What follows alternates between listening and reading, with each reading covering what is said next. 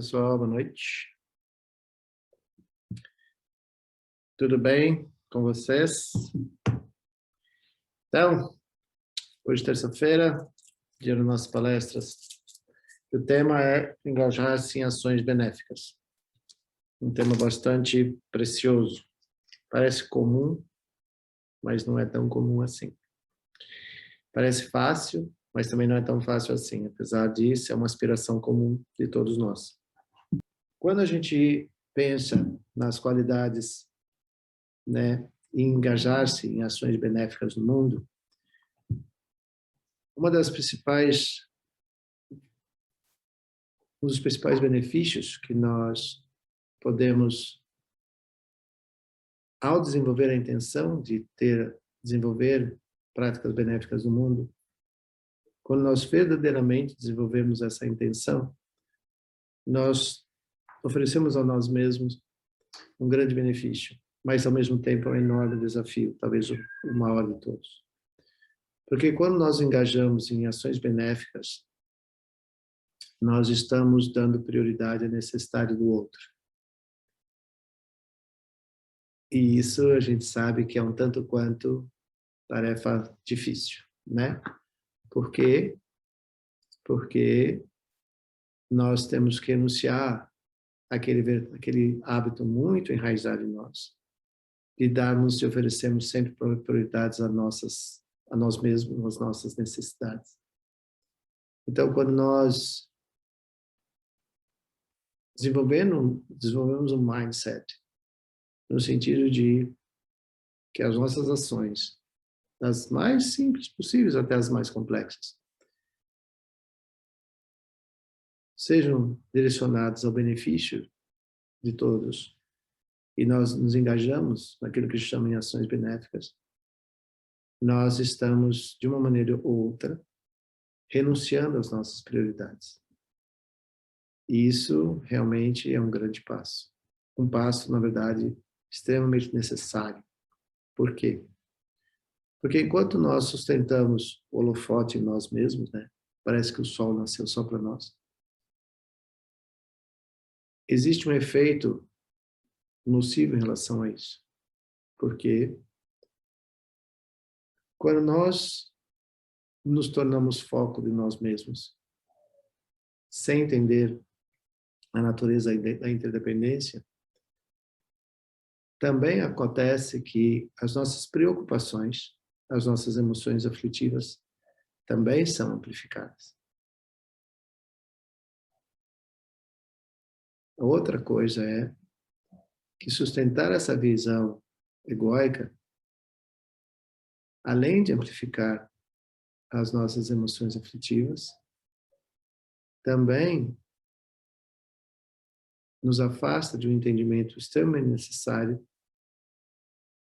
que é sobre aquilo que é comum à humanidade, o que é comum a todos nós. Então, nesse self-service exacerbado, nós normalmente tendemos a achar que tudo acontece só com a gente. E com essa visão que tudo acontece só com a gente pode começar a desenvolver visões ainda mais equivocadas, que é que, de um lado, que nós muitas vezes não somos merecedores das coisas que nós fazemos, ou não temos qualidades, ou não temos habilidades, assim por diante, mas também tem o outro lado, que é de amplificar por demais as nossas emoções aflitivas, no sentido, por exemplo, das angústias, das ansiedades. E por não entender que muitas das coisas são comuns à humanidade, também nós desenvolvemos sentimentos, não vou dizer de aversão, mas sentimentos que nos impedem de ver qualidades em outras pessoas. Então, na verdade, quando nós desenvolvemos a intenção de termos ações meritórias, benéficas, a gente pode chamar de vários nomes isso. É quando nós começamos a entender, primeira coisa, que todo e qualquer sonho, projeto que a gente tenha de vida, por mais que as ideias sejam nossas, na execução dessas ideias, ao colocar isso em prática, certamente que nós vamos precisar da colaboração de muitas outras pessoas. Em todas as etapas de um sonho que a gente possa ter, de um projeto de vida. Quando a gente se engaja em ações benéficas, ou seja, a primeira intenção para que isso venha acontecer é, não importa o que a gente faça, desde as coisas mais simples às mais complexas, se nós tivermos a aspiração de que, não é só a aspiração, eu me atrevo a dizer, se nós tivermos a convicção, o entendimento pleno, de que tudo que nós fazemos em benefício de todos os seres, na verdade, é a maneira através da qual nós realizamos aquilo que nos é mais importante, em termos de sonhos, em termos de projetos, em termos de atividades. Porque quando nós levamos a atenção, por exemplo, a ajudar alguém, a coisa mais simples que possa ser, isso alivia em muito aquele foco muito exacerbado sobre nós mesmos. É mágico. Quando a gente volta a nossa atenção à necessidade de alguém, as nossas ansiedades, as nossas angústias, as nossas prioridades, enfim, aquilo que nos traz uma certa inquietude, diminui. E por incrível que pareça, as coisas que nós queremos acontecem mais rápido do que quando nós ficamos olhando para ela, ou seja, para aquilo que a gente quer, o tempo todo. Por exemplo, uma brincadeira simples. Quando a gente tem pressa de ir para algum lugar, o relógio parece que não anda. Porque não é que o relógio não anda, a hora não muda. É que a gente fica olhando para ela o tempo todo. Quando a gente se engaja em outras atividades, o tempo passa. Mas não existe diferença do tempo passar por essa ou por aquela visão. Mas existe a percepção disso. Então, quando a gente está engajado no trabalho, parece que o dia passa. Quando a gente está em cima de uma necessidade própria, parece que o dia não passa. Então, isso é uma maneira lúdica de dizer o que eu estou querendo colocar para vocês.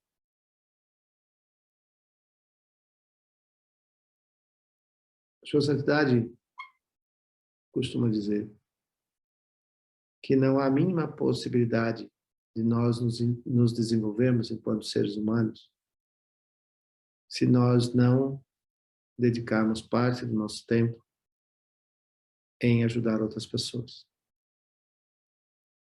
Por que ele diz isso? Porque quando nós nos dedicamos a ajudar outras pessoas, isso significa dedicar seu tempo em ações benéficas a outras pessoas, é quando mais nós temos a oportunidade de conhecer a nós mesmos.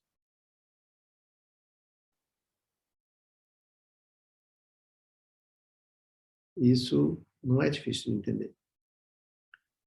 Primeiro, que quando nós nos engajamos, nós desenvolvemos essa motivação de ter atitudes, ações no nosso dia a dia que não sejam benéficas somente a nós, mas que possam ser benéficas a tantas outras pessoas. Existe um aprendizado que acontece ali, quer a gente queira ou não. Por exemplo, lidar com outras pessoas não é uma tarefa fácil. Nós não somos iguais, nós não temos as mesmas prioridades, nós não pensamos da mesma maneira, mas isso não impede com que a gente conviva harmoniosamente. E, na verdade, quando nós nos relacionamos com outras pessoas com essa intenção de ajudar de uma maneira bem ampla e depois de alguns momentos de uma maneira bem particular, nós percebemos quantos desafios internos surgem em nós mesmos. E esses desafios internos, na verdade, diz respeito a essas superações contínuas dos nossos egos ou das nossas prioridades. E isso é um aprendizado muito grande.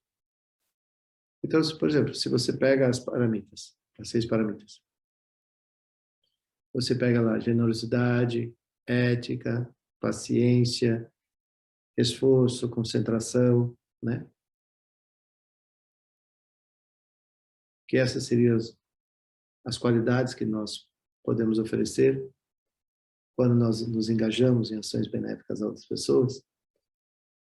É exatamente nesse momento que a gente percebe o que é generosidade, o que é o sentido de uma atitude, uma prática de vida ética, onde, principalmente, quando nós temos sonhos, projetos de vida.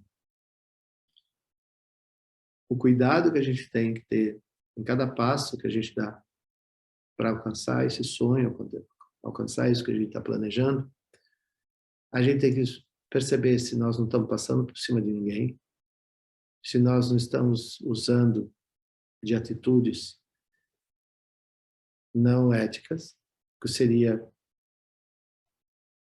qualquer atitude não ética, aquela que tem o potencial de vir a ser causa e condição de sofrimento a alguém, mesmo a nós mesmos. Mas muitas vezes, no afoito de conseguir fazer alguma coisa, a gente acaba cometendo alguns erros, alguns equívocos. E esses equívocos podem sim ser causa e condição de sofrimento a alguém. Então, quando a gente se engaja em ações benéficas, a primeira coisa que a gente tem que olhar é benéfica a quem? Segunda coisa, ou talvez seja a primeira coisa, né, como eu costumo falar para vocês, a gente não se move do ponto A do ponto B se nós não tivermos uma intenção muito bem definida. Seja o que for que a gente queira fazer, a gente tem que ter muito claro qual a intenção de fazer isso. O que que eu busco? O que eu quero disso que eu estou planejando fazer? A primeira coisa é essa. A segunda coisa é o engajamento, ou seja, quando a gente começa a realmente ter ações que devem levar àquele resultado. O resultado é aquilo que nós queremos, né? O projeto, o fim, seja o que for. Cada um tem o seu. E aí, quando a gente alinha a intenção com o propósito daquilo que vai acontecer, e nós começamos a perceber tantas pessoas que vão estar ali envolvidas nisso, o ponto muito importante aqui é perceber que já na trajetória, não é no resultado, nós temos um mau hábito de olhar as coisas já com o resultado. Mas, na verdade, o crescimento humano, ele não está lá no resultado, ele está na jornada, em tudo aquilo que a gente faz, até que a gente alcance o objetivo. E é exatamente nessa jornada de como nós construímos o passo a passo disso aqui, a ética devia ser o ponto principal, e depois nós entendemos que cada passo nós dependemos uns dos outros. Então aqui, a primeira paramita é tão essencial, porque quando nós falamos de generosidade, poxa, se eu sou generoso, eu já estou engajado em ações benéficas no mundo.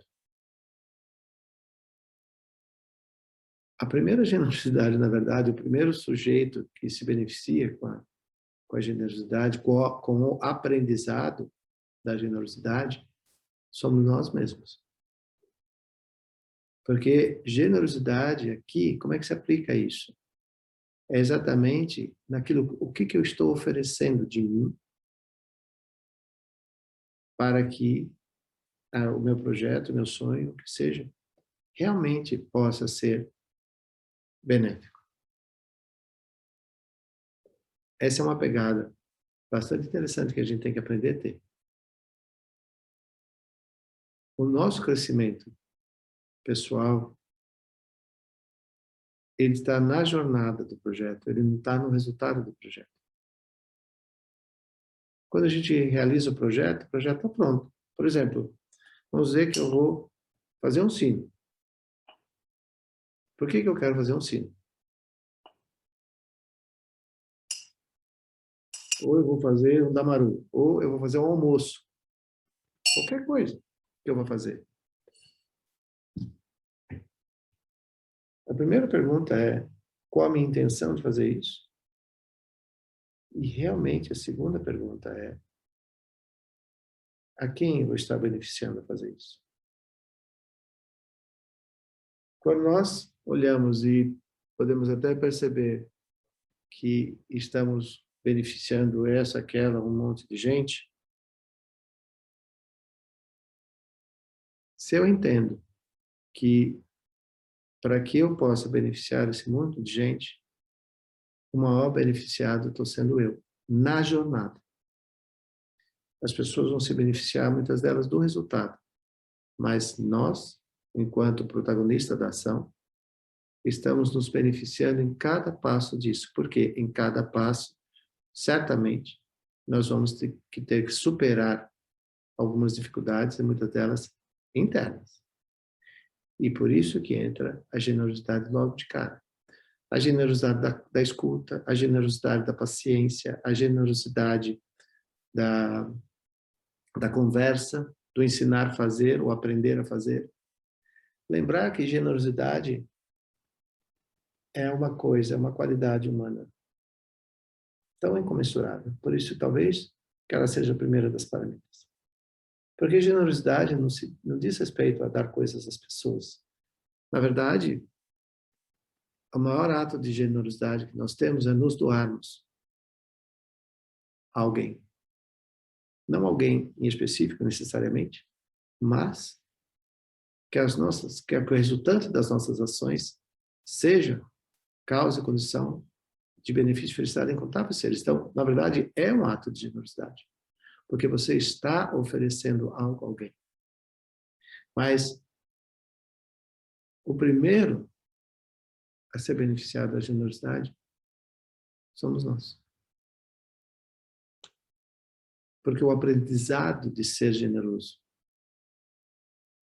beneficia a nós em primeiro lugar. Por quê? Porque quando nós percebemos o quanto daquelas pseudo-prioridades que nós sempre temos, né? Nós sempre temos prioridade. Quando nós percebemos que essas prioridades acabam sendo, se nós não examinarmos elas de maneira correta, acabam se tornando os grandes obstáculos para a nossa realização pessoal e coletiva. Mas a gente é tão acostumado a dar essa prioridade a nós, então primeiro sou eu. É a minha prioridade, é aquilo que é importante para mim. Todas as vezes que nós colocamos isso, nós estamos colocando um paredão na nossa frente. Justamente por causa da interdependência. Todas as vezes que nós colocamos de uma maneira equivocada a prioridade em nós mesmos, nós estamos afastando de nós inúmeras oportunidades. Nós estamos afastando de nós inúmeras pessoas que de fato têm a capacidade de contribuir para a nossa vida. Mas talvez o nosso orgulho, a nossa vaidade, ou a nossa falta de visão não permita que a gente veja dessa maneira. Então, para que nós verdadeiramente possamos nos engajar em ações benéficas no mundo, nós temos que perceber o que se move em nós, para que a gente possa realmente tomar essa decisão.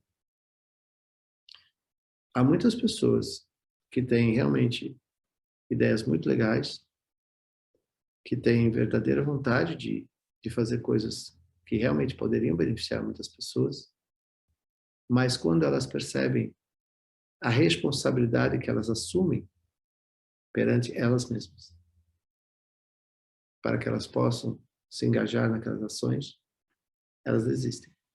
A grande maior parte desiste. Desiste simplesmente porque a gente não está acostumado a dar prioridade à necessidade dos outros. Nós somos muito egoístas, extremamente egoístas. E nós nem temos consciência disso. Mas certamente que a qualquer momento da nossa vida, independente da idade que a gente tenha, e nós pudermos realmente olhar com muita atenção, com muito cuidado, mas, acima de tudo, com uma intenção e uma motivação muito verdadeira. Por que que há tantas coisas que eu gostaria de realizar e eu não consigo? É uma pergunta feita a você mesmo, né? Por que que há tantas coisas que eu realmente sonho em fazer, mas depois eu acabo desistindo delas? Por que que me falta a virtude da diligência, da disciplina, ou mesmo da persistência? Por que que eu desisto tão fácil de coisas que, num primeiro momento, eu acreditava que eu realmente queria?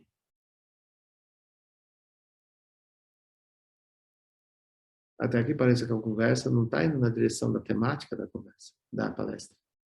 Engajar-se em ações benéficas ou não. Mas é exatamente sobre isso que nós estamos falando. Porque engajar-se em ações benéficas no mundo é ver, realmente conseguir perceber que qualquer ação que a gente faça, qualquer trabalho que a gente tenha, em si, já tem o potencial de beneficiar muitas pessoas. Incontáveis seres.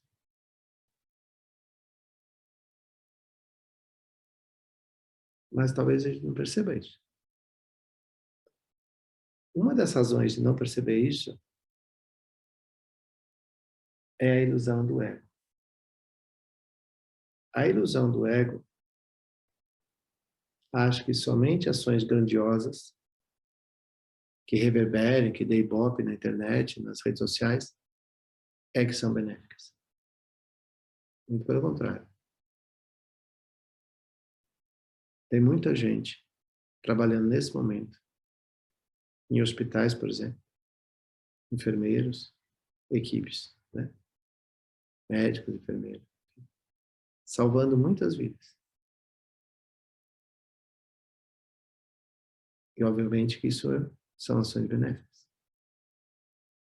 Mas pouquíssimo disso, ou quase nada disso, sai nas redes sociais. Mas essas pessoas não estão preocupadas com isso.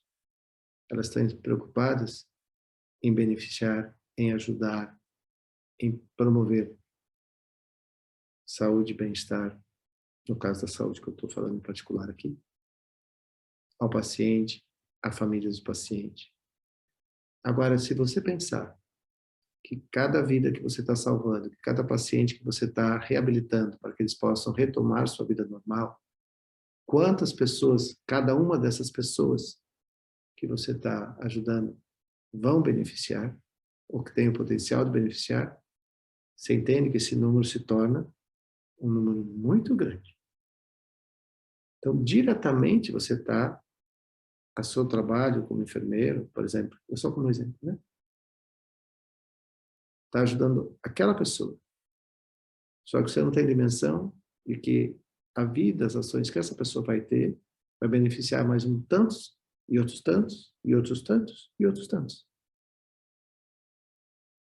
Essa é a visão correta. Então, não existe ação pequena ou ação grande. Existe simplesmente a ação. Por isso que a temática diz engajar-se em ações benéficas, né? é porque cada pessoa, falando de seres humanos, cada pessoa que você ajuda, cada uma delas tem o potencial de ajudar outras tantas, e cada uma dessas outras tantas. Então, é como quando você está num lago, assim, está espelhado, né? Aí você joga uma gotinha, uma pedra, forma ondas, e essas ondas vão se multiplicando, tim, tim, tim, tim, tim, tim, e elas vão, uau, elas vão longe. Aí elas batem lá na borda e algumas delas ficam altas, né? Então, essa é a maneira de a gente imaginar. Cada pessoa que eu posso estar ajudando, eu não tenho ideia de quantas pessoas elas possam ajudar. Mas não importa. Mesmo que ela ajude só uma a mais. Isso que importa. Então, quando nós temos ações benéficas, é incomensurável o número de pessoas que estão se beneficiando da sua ação. E isso deve ser uma coisa que, para cada um de nós, deve trazer profundo contentamento. E ser, em si, um fator extremamente motivacional para que a gente possa continuar a essas ações benéficas. Então, isso é somente um exemplo inicial do quão importante é nós desenvolvermos esse mindset, né? Desenvolvermos essa vontade e nos engajarmos nela. Muito bem. Voltando para nós mesmos enquanto sujeito dessas ações, o protagonista dessas ações. Seguindo, ainda pensando no que Sua Santidade diz, que não há a mínima possibilidade de nós nos desenvolvermos espiritualmente, senão por ações meritórias. Quem te há para ti? Nos textos que nós estamos lendo em maio, mesmo no último texto de Khenpo Diamantense, naqueles capítulos que a gente selecionou, mesmo recentemente nas últimas palestras inspiradas no texto de Matthew Ricard, na Evolução do Altruísmo, a ideia desse mês, como eu tinha dito a vocês, é nós pensarmos em compaixão e bondade amorosa, por diversas aproximações. Então, hoje, a aproximação é falar sobre esse engajamento nas ações benéficas. A gente pode trocar e falar, nos engajarmos em ações meritórias. Se eu trouxer a temática desta maneira, nos engajarmos em ações benéficas, é a mesma coisa que nós falarmos no engajamento em ações meritórias. No caminho budista se diz que para que nós possamos alcançar a iluminação, nós temos que ter duas acumulações, méritos e sabedoria. Aqui no caso a gente vai focar em méritos. Méritos é toda e qualquer ação que se torna um mérito quando ela se torna um mérito. Aqui tem também mais uma pegada. As nossas ações verdadeiramente só são benéficas e geram méritos dentro do caminho da acumulação quando nós estabelecemos inicialmente a intenção. Então, no começo da conversa, para que eu me engaje em ações meritórias, a primeira coisa que eu tenho que ter é qual a minha motivação e intenção em fazer isso. Aí eu olho, né, claramente, ok, a minha intenção é essa. Minha motivação é essa. Mas eu devo investigar ainda mais. E mais e mais. Para ter certeza de que essa intenção não tem nenhuma aproximação egóica. Aí que é difícil. nos ensinamentos da filosofia budista, a gente fala dos 8 dharmas mundanos. Por exemplo, as pessoas querem ser famosas, mas elas não querem ser criticadas. De forma alguma. Ninguém quer ser criticado. Mas elas querem ser famosas. As pessoas querem ser ricas, querem ter a habilidade de acumular coisas, mas elas não querem perder nada.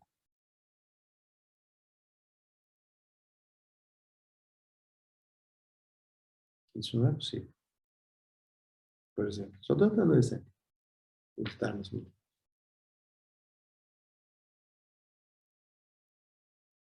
Porque uma crítica pode ter a intenção de ser nociva. Mas se você tem um mindset bem estabelecido na sua intenção, a crítica não te pega. Mas quando você não tem uma intenção muito bem estabelecida, qualquer crítica te pega. A importância de entender isso é que existe um texto extremamente importante dentro do Dojon, que são os 8 pensamentos que transformam a mente.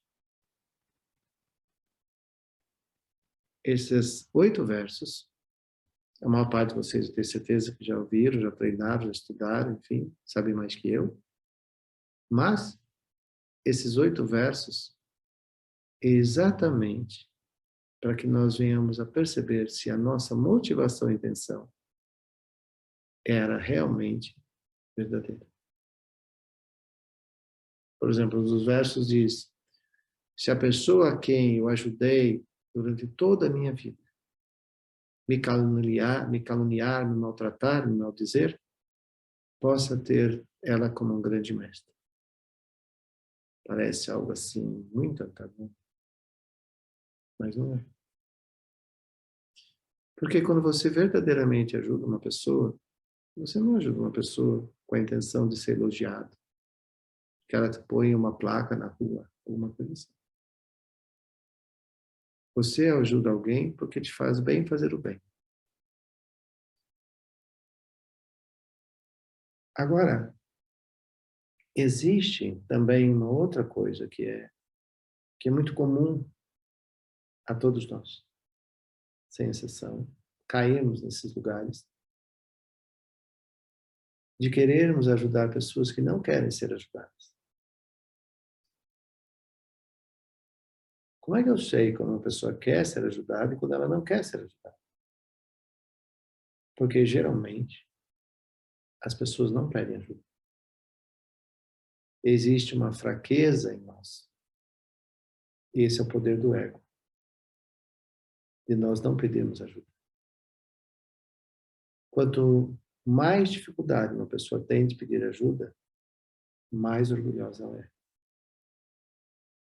Porque, na verdade, o tempo todo nós sempre vamos precisar da colaboração de alguém. A interdependência não deixa de ser o contrário disso. Então, pedir ajuda é uma grande virtude. Pedir ajuda é um grande ato de humildade, sendo a humildade uma das maiores qualidades que qualquer um de nós pode ter.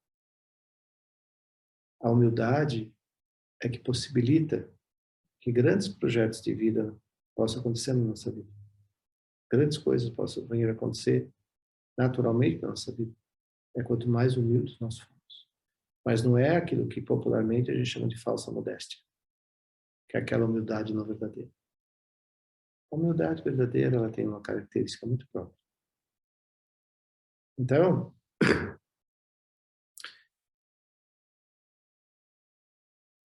parece estranho dizer isso, mas uma das maneiras de beneficiarmos os outros é pedir a ajuda delas.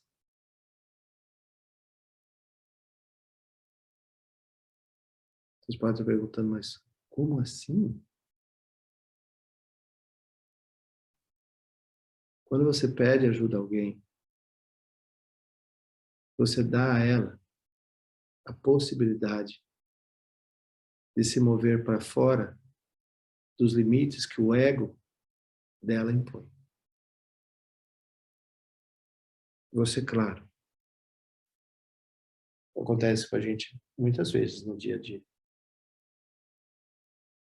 Quando um mendigo vem pedir ajuda, uma pessoa carente vem pedir ajuda, não precisa ser necessariamente um mendigo. Às vezes, não raro, você está no pátio do supermercado, alguém vem te pedir ajuda. Por uma situação momentânea.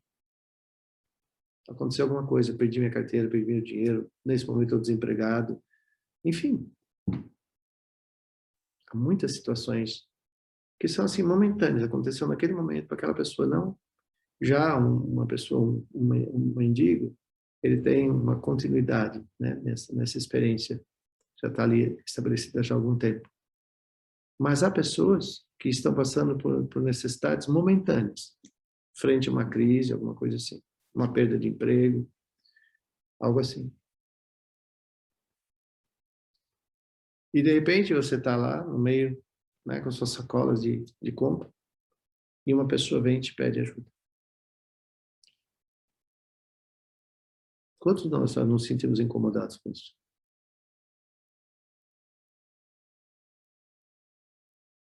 Quantas vezes nós nos sentimos muito incomodados quando alguém vem pedir coisas para nós?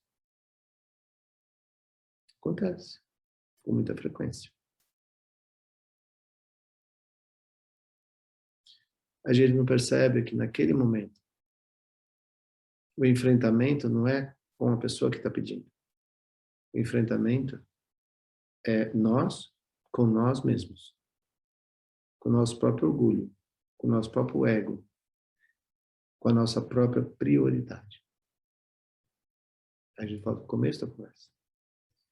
Quando nós praticamos ações benéficas, nós abrimos mão das nossas prioridades tão emergenciais, porque as nossas prioridades elas sempre são emergentes. É para ontem, né? E isso que causa em nós grandes anseios, grandes ansiedades, grandes angústias. Aí vem uma pessoa, no meio dessa sua visão, dentro das suas grandes prioridades, vem uma pessoa e te pede algo. Chama a sua atenção. Então, para você desviar a atenção daquilo que é a sua prioridade e dar atenção para que essa pessoa está falando, e ainda mais porque ela está pedindo a sua ajuda. Uau! Que esforço!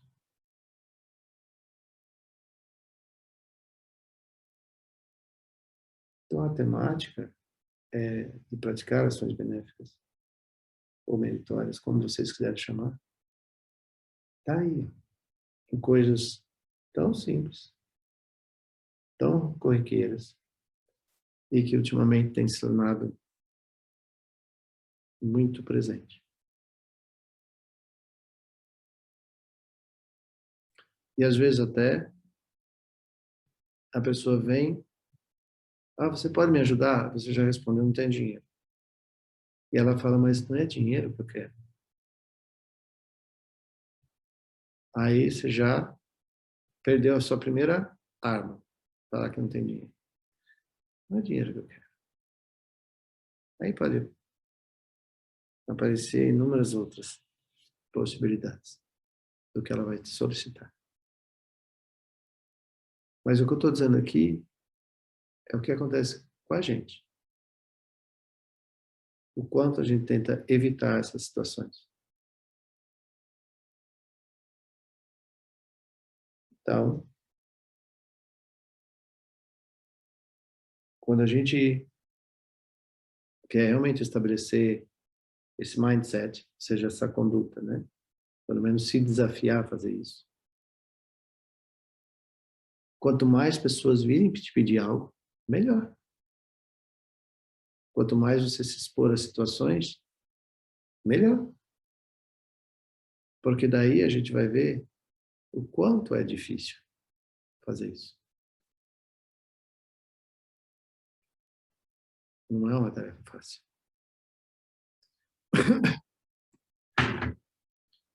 Então, essa é uma questão.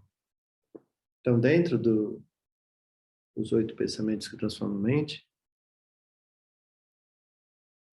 que eu recomendo que vocês leiam sempre, tenha sempre à mão. Só Sariputta Dalai Lama diz, né, sempre diz que ele recita isso todo dia de manhã, que não é difícil de memorizar. Para ele lembrar exatamente de que se nós verdadeiramente quisermos evoluir como seres humanos, né, evoluir espiritualmente, como a gente fala, que é desenvolver todas essas qualidades, nós temos que ser exposto, nos expor a diferentes tipos de situação. E os 8 versos trazem ali 8 possibilidades, que na verdade essas 8 acho que abrange todas,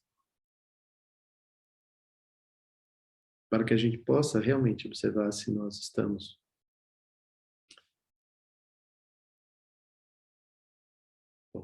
se nós estamos realmente treinando a nossa mente. Se nós verdadeiramente reconhecemos isso. Esse é um ponto. O outro ponto é, que eu estava falando há pouco, que é quando nós verdadeiramente nos predispomos a ajudar as pessoas e muitas vezes pode ocorrer das pessoas não querer ser ajudada ou as pessoas colocarem que elas querem ajuda só se for da maneira delas.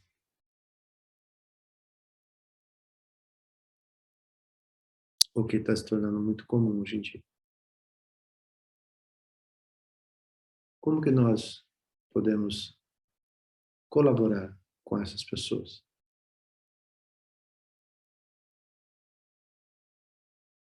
O primeiro exemplo, como ajudar uma pessoa que não quer ser ajudada? A única maneira de ajudar uma pessoa que não quer ser ajudada é muito na prática da empatia. Tentar ver o mundo com os olhos dela.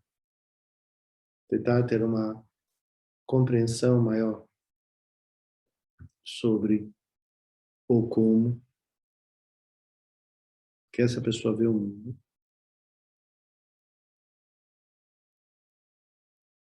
Para que a gente possa entender por que ela não quer ser ajudada.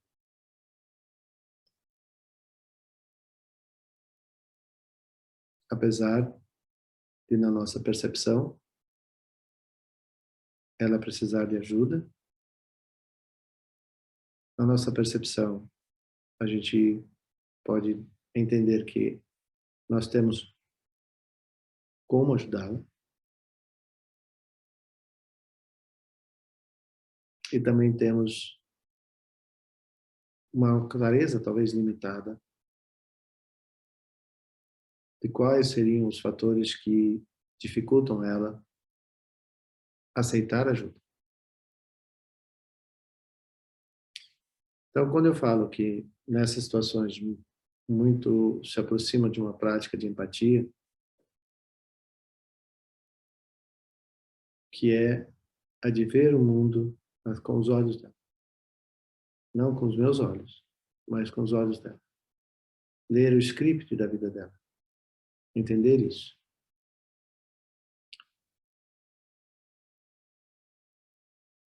Talvez desenvolvendo essa compreensão, não que a gente não ofereça ajudar ela, porque ajudar quem não quer ser ajudado é muito difícil. Mas também entender que, na percepção dela, ainda é muito difícil. Muitas vezes, não raro, é as pessoas têm dificuldade de aceitar ajuda porque elas não querem a responsabilidade disso.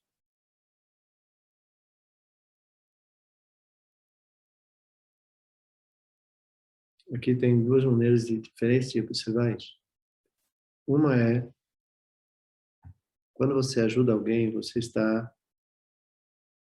ela está recebendo ajuda, mas ela percebe que implícito nessa ajuda está da parte dela assumir determinadas condutas, abandonar determinados hábitos e vícios, para que ela verdadeiramente possa usufruir daquela ajuda que está sendo dada a ela, e fazendo uso dessa ajuda, ela possa se desenvolver por ela.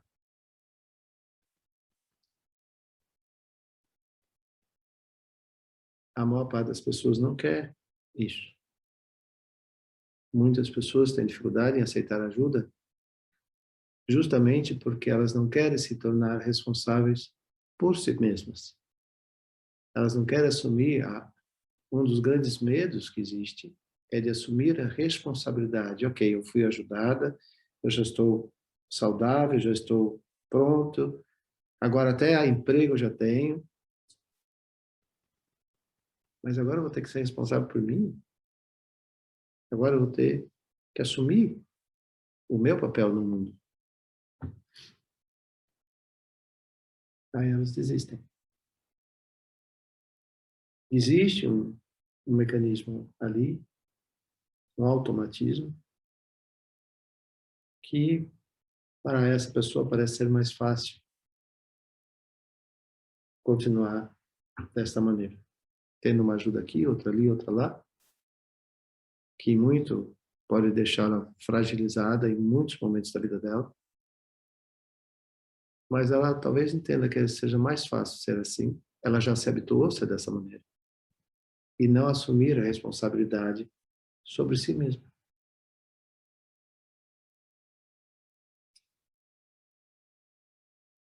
Esse é um lugar difícil. Às vezes as pessoas que ajudam, elas acabam desistindo de ajudar, porque elas acham que não vale a pena. Então, se nós não tivermos uma compreensão maior sobre tudo isso, muitas pessoas desistem de ajudar, porque elas falaram, a gente ajuda e não dá em nada. Só que existe uma expectativa sobre aquilo que vai se acontecer, como que vai ser os desdobramentos de tudo isso. E aí é onde a empatia é muito necessária para que, quando essa empatia se torna compaixão, que é o movimento de ir ao encontro à necessidade do outro e ajudá-lo ou ajudá-la até que ela, né, esteja pronta para assumir sua própria jornada, né? Então isso aqui é compaixão, né? Só que nessa tênue linha entre empatia e compaixão, existe um ponto que você, enquanto protagonista disso, pode desenvolver burnout. E o burnout, ou seja, a fadiga, ou se encher de tudo isso, não querer mais fazer, é quando, em autocompaixão, a gente entende que não há a mínima possibilidade de nós termos controle sobre causas e condições, nem sobre as nossas, e que dirá sobre as dos outros. A outra coisa que a gente tem que pensar é naquilo que é comum à humanidade. Então, esses comportamentos podem acontecer. A gente não tem controle sobre isso. Você pode pegar uma pessoa que estava em necessidade, desenvolver todo um trabalho nessa atitude de ter ações benéficas no mundo, e lá na frente, você encontrar essa pessoa de novo naquele mesmo lugar, naquelas mesmas ações que você já tinha encontrado inicialmente. Então, o cuidado que a gente tem que ter é de não gerar essa expectativa. a gente fez isso, essa pessoa nunca mais vai, né, voltar para esse lugar de tanto sofrimento. Ela aprendeu, agora vai, né, seguir o caminho dela. Essa é a nossa aspiração. Mas a gente não tem controle sobre isso. Então, se nós não tivermos um entendimento claro disso, facilmente a gente entra em burnout. Facilmente a gente acaba desistindo. Então, como ajudar alguém? Como ter práticas, né, com quem não quer? Lucidamente, a gente oferece o que é possível.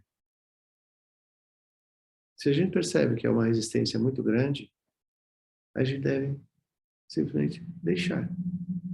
Não se deixar no sentido do abandono, que daí seria o oposto, mas simplesmente não insistir e respeitar.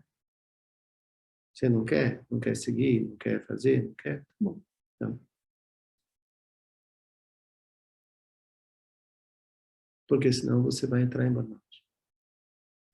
E a pessoa também não vai se beneficiar. Então, aqui, há que haver um equilíbrio nisso aqui.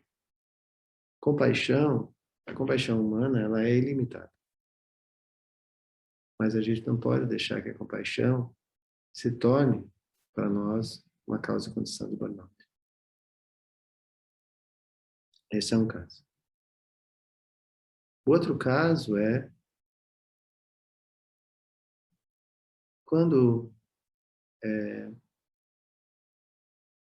as pessoas recebem a sua ajuda, mas elas não têm motivação e intenção pura no processo.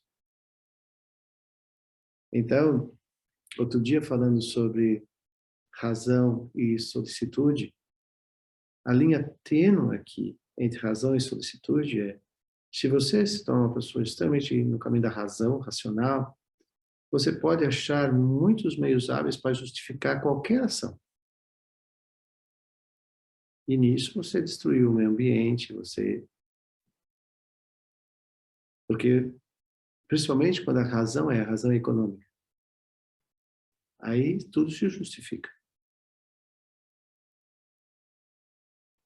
A voz da solicitude, ela vem trazer um olhar onde de equilíbrio entre a razão, a ação e seu resultado.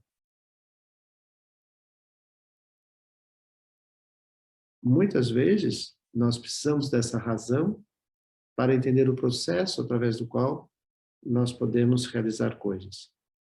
Mas deve ser colocado dentro dessa razão, que eu chamo de soft skills, ou seja, esse olhar que traz a compaixão, que traz o cuidado e a responsabilidade universal, que traz o que é o bem comum, aquilo que é comum à humanidade como um todo. Então, estão dentro, né, dessa questão da voz da razão e solicitude, buscar esse equilíbrio. Do contrário, o que acontece é você achar que está fazendo uma coisa boa e, na verdade, o resultado lá na frente não vai ser um bem comum. Muito próximo disso, quando a gente pensa em ações benéficas no mundo, nós estamos falando em construir pontes, teias de bem comum. Onde que os nossos projetos, mesmo que haja ganho econômico nele, e obviamente que é uma das metas, é você desenvolver meios de subsistir, né, de ter sua renda, manter sua família, enfim.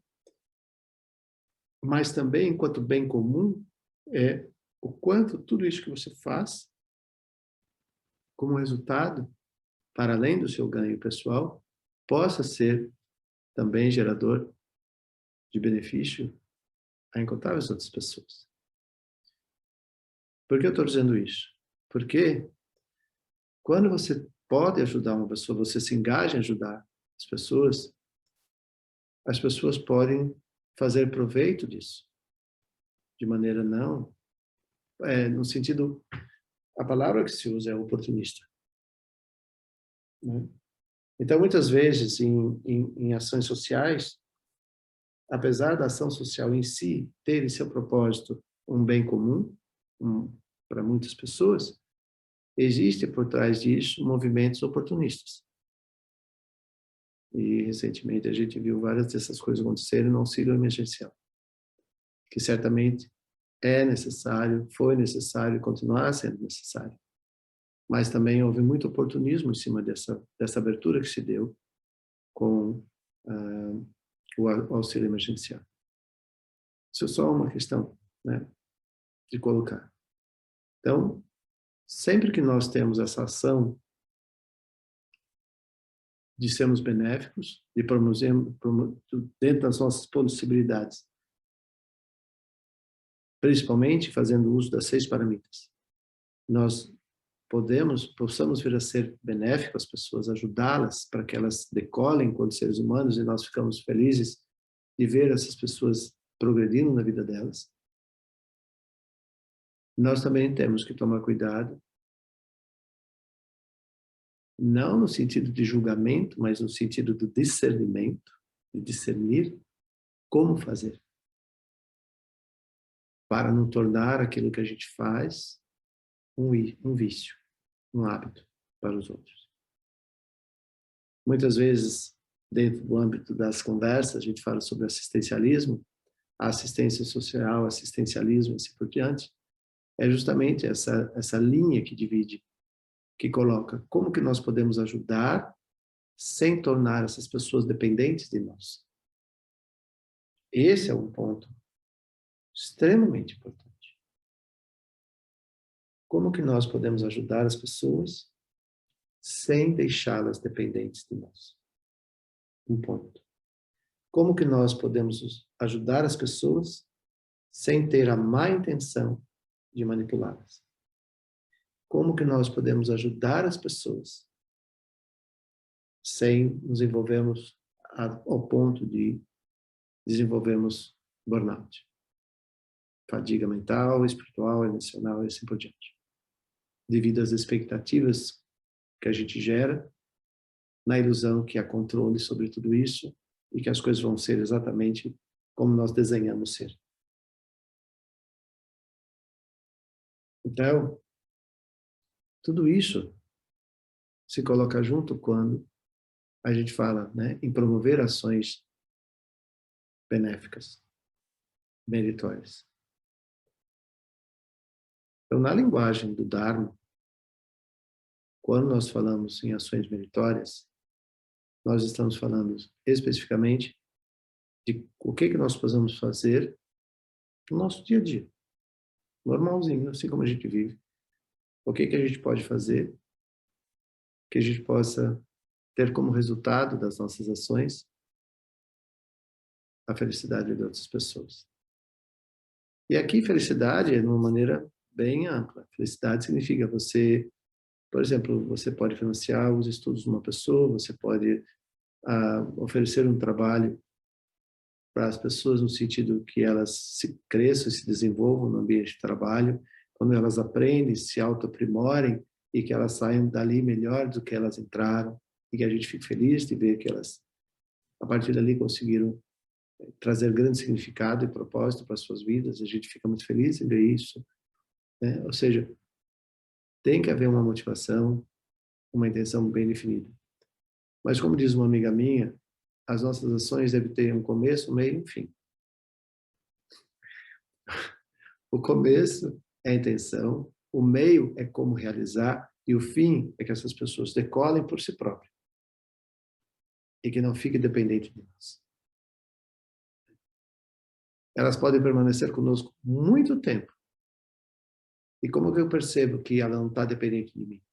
Porque ela está construindo sua própria vida, seu próprio sonho, mesmo trabalhando com você décadas. Mas enquanto ser humano, ela está se realizando cada vez mais com a sua família, com seus filhos e assim por diante. Então, apesar da relação ser de longo prazo, ela não é dependente, muito pelo contrário. Aí que existe aquilo que a gente chama de codependência, corresponsabilidades.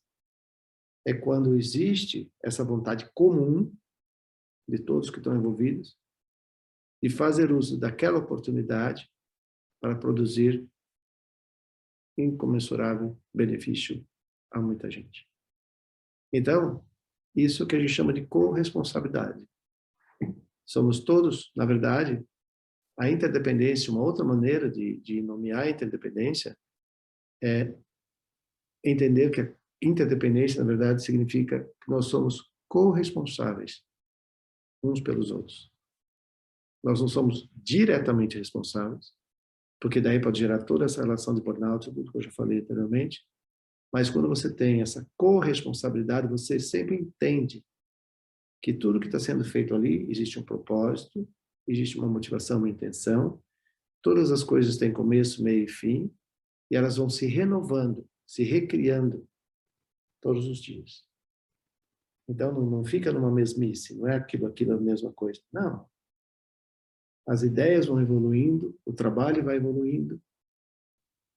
Então, é corresponsabilidade. Então, uma outra maneira de falar tudo isso que nós estamos falando aqui, como elaborar ações benéficas, né, meritórias, é quando nós percebemos essa corresponsabilidade. Existe uma intenção de todos aqueles que estão envolvidos no processo. Não só aquele que está beneficiando ou aquele que está sendo beneficiado, mas existe uma corresponsabilidade para que a ação possa ser nutrida, ela possa ser mantida e que ela possa se expandir. E nisso, nós vamos aperfeiçoando cada uma das 6 paramitas em nós mesmos. Essa é a beleza da história. Porque seja qual for a ação que nós estamos tendo, o projeto que a gente pode estar envolvido, em cada um deles existe as 6 paramitas. Quando a gente percebe isso. Então, na linguagem do Dharma, por exemplo, quando você fala no caminho do Bodhisattva, né, que é o caminho, a grande jornada até a iluminação, é quando você vai ler, e no Mahamudra a gente vai entender isso bem claro, que os Bodhisattvas, as ações deles, aquilo que constrói a terra pura dos Budas, estão totalmente norteados nas 6 paramitas. E nessas 6 paramitas vai, então, o caminho da acumulação, o caminho da visão, o caminho de... Isso que a gente vai estudar no Mahamudra. Por isso que eu digo, estudar o Mahamudra não é só para budista. Estudar o Mahamudra é entender como nós, qualquer um de nós, pode vir a ter um entendimento mais amplo de como nossas ações no mundo podem produzir resultados benéficos a todos os seres. E quanto mais a gente se desprende da visão do ego, é para mim, é para ela, mais a gente evolui.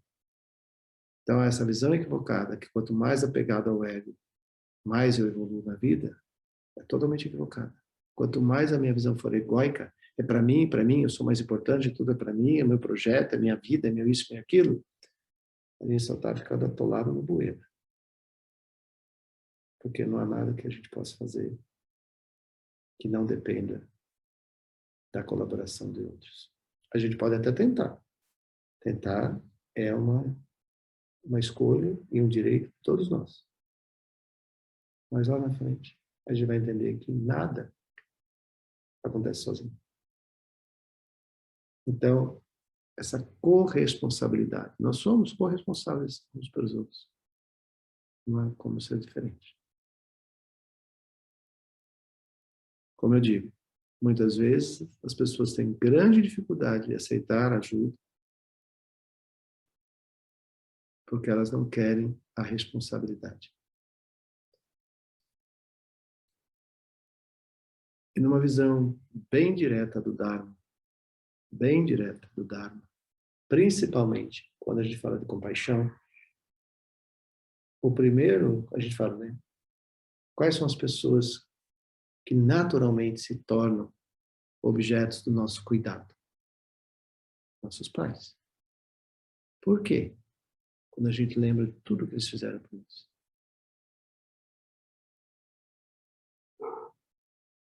Mas espera aí, então, eu sou eternamente responsável pelos meus pais?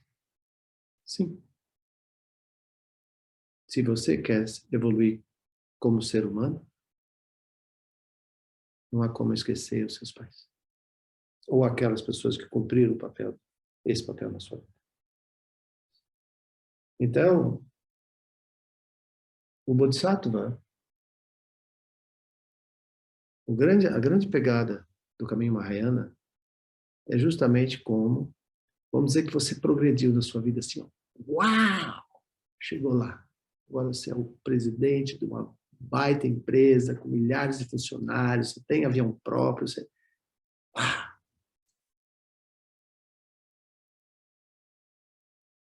Com quem é que eu vou compartilhar tudo isso? Com quem é que eu vou compartilhar essa alegria de ter conseguido fazer tudo isso na minha vida? Com quem?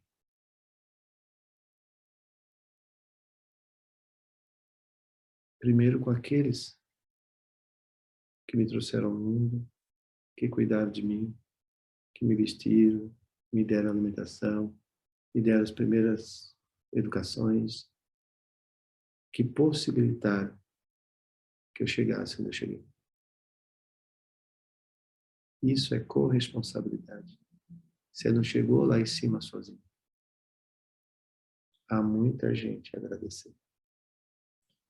Se você não tiver a corresponsabilidade de compartilhar tudo que você fez, ganhou, recebeu, com todos aqueles que possibilitaram que você chegasse nesse lugar, você não chegou a lugar nenhum. Então, no texto budista diz, como é que o Bodhisattva alcançou a iluminação? Ele pergunta, cadê meus pais? Deixei eles lá atrás, porque eu fiquei tão preocupado em me tornar um Buda, que eu deixei eles lá atrás. Você não se tornou um Buda. Você tem a falsa percepção da budeidade. Isso é engano comum hoje em dia. As pessoas esquecerem quem as ajudou. Por isso que eu brinco, né? Às vezes a gente vai lá no seu pós-doc, né? O maior nível acadêmico que a gente pode chegar.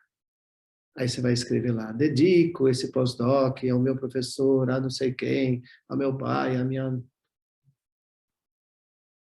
Eu, pelo menos eu, falo por mim, eu nunca lembro de ter lido. Ah, não, eu não posso mais falar isso. É uma aluna minha que quando fez a dedicação do doutorado dela, ela escreveu o agradecimento à professora que a alfabetização que ensinou ela a ler e escrever. A gente chegaria a um pós-doc, a um doutorado, a um mestrado, sem saber ler e escrever? Então, não seria comum a primeira pessoa que a gente agradece ser aquela professora lá do pré, hoje eu já não sei mais como é que está dividido, mas aquela pessoa que nos ensinou a ler e a escrever? Porque se a gente não tivesse aprendido a ler e escrever, não seria possível escrever a nossa dissertação, a nossa tese. Seria? Então, mas antes dessa enorme professora, que teve essa enorme paciência com a gente, a quem a gente tem que agradecer é quem nos colocou no mundo. Mas eu não sei quem me pôs no mundo. Certamente alguém o fez. Ninguém nasce sozinho, né? Então, mesmo que eu não venha conhecer quem me colocou no mundo, se eu estou no mundo, eu tenho que agradecer. Então, quando a gente pensa em praticar generosidade, praticar até ações benéficas a todos os seres, lembra que isso não se resume a quem está vivo, mas sim quando você tem essa pleno entendimento de que ninguém faz nada sozinho. Então, muitas pessoas têm grande dificuldade em receber ajuda porque elas não querem a responsabilidade da gratidão. Ser grato é a maior responsabilidade que todos nós temos. Se quanto mais gratos nós formos, certamente mais felizes nós vamos ser, porque a gente está conseguindo destruir o nosso pior inimigo, que é a nossa própria ignorância, o nosso próprio ego.